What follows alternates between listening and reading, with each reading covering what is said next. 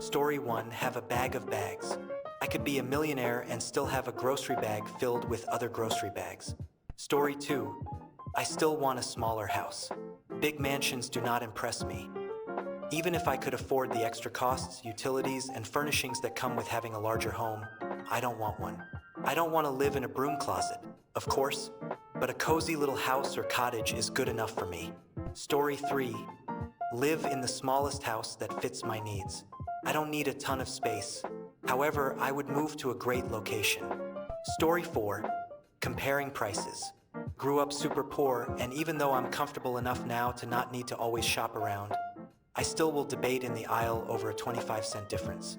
Story 5, we wouldn't have to eat Kraft dinner, but we would eat Kraft dinner. That's right, we'd just eat more. Story 6, my dogs and cats will always come from the pound, shelter, roadside ditch, or rescue. I will never spend $1,000 on a papered puppy or kitten. Story 7, treating everyone with respect, no matter how rich or poor, and I won't let money change me in that way.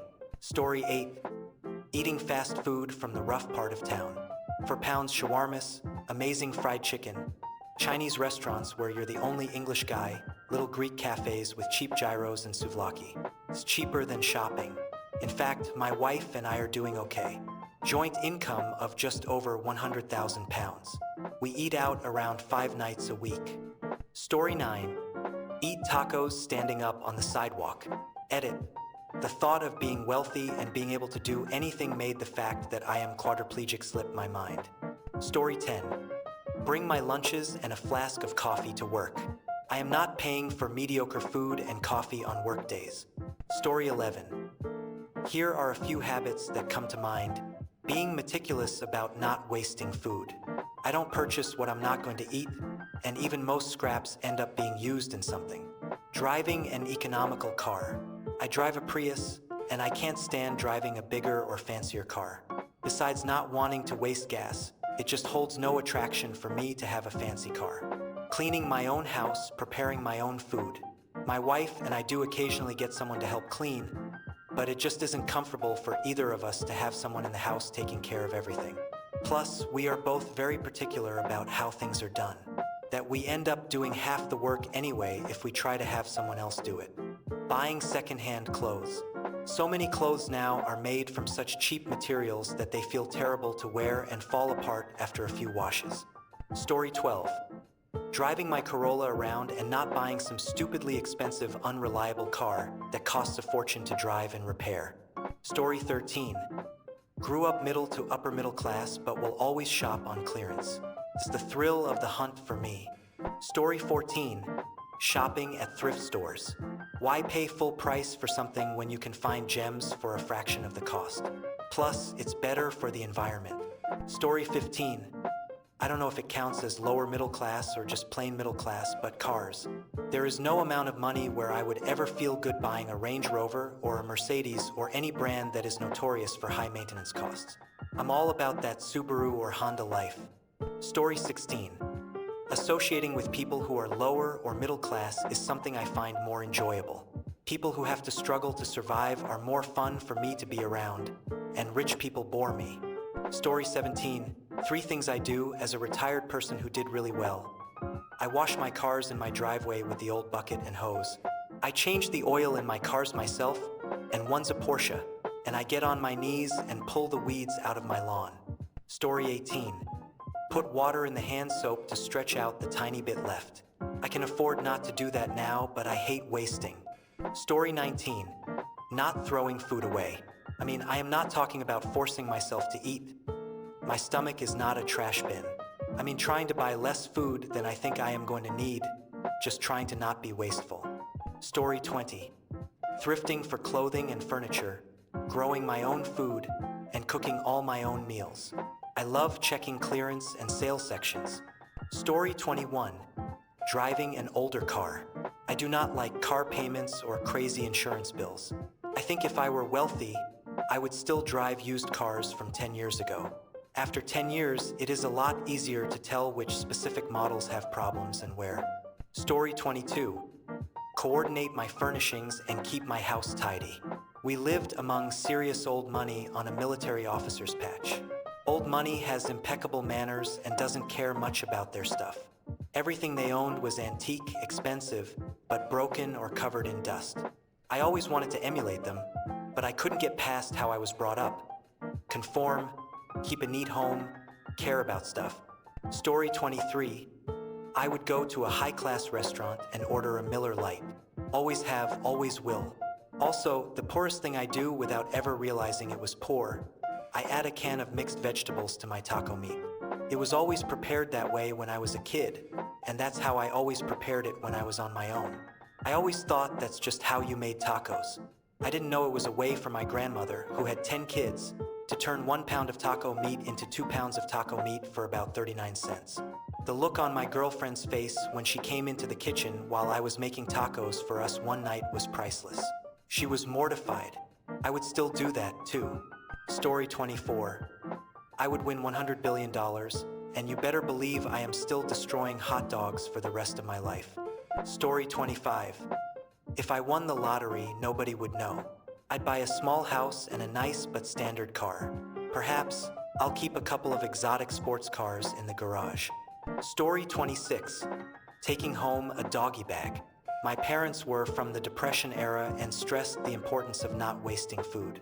Plus, it's better for the environment not to waste food. Hopefully, it's not packed up into a styrofoam or plastic container. Story 27. I won't stop doing anything. Yes, I might not wash my dishes after every meal, but I can't miss out on the hilarious shenanigans my girlfriend and I do while cleaning the dishes. Story 28. String up a clothesline and dry everything outside, weather permitting. Dry time is cut in half, and everything smells amazing. Story 29. I don't know why anyone would want a house so big that they need others to clean, cook, etc. Story 30. Sure, I'll make those adjustments for you. Probably still cooking and enjoying spam with rice and egg. Oh, and getting a boring Toyota. Those things are indestructible. Story 31. Shopping for secondhand furniture, clothes, and vehicles. Except, I'd be buying the expensive ones and collecting cool retro items. Story 32. Buy a normal-sized house. I don't understand the purpose of having like 5,000 square feet plus if I can't fill the rooms. I would rather have a smaller house with high-end finishes and a nice view. Story 33. Taking public transit helps the environment, and even if I do eventually get a license, I can't imagine driving being a pleasant experience. Plus, my taxes are going to it whether I use it or not, so I might as well use it.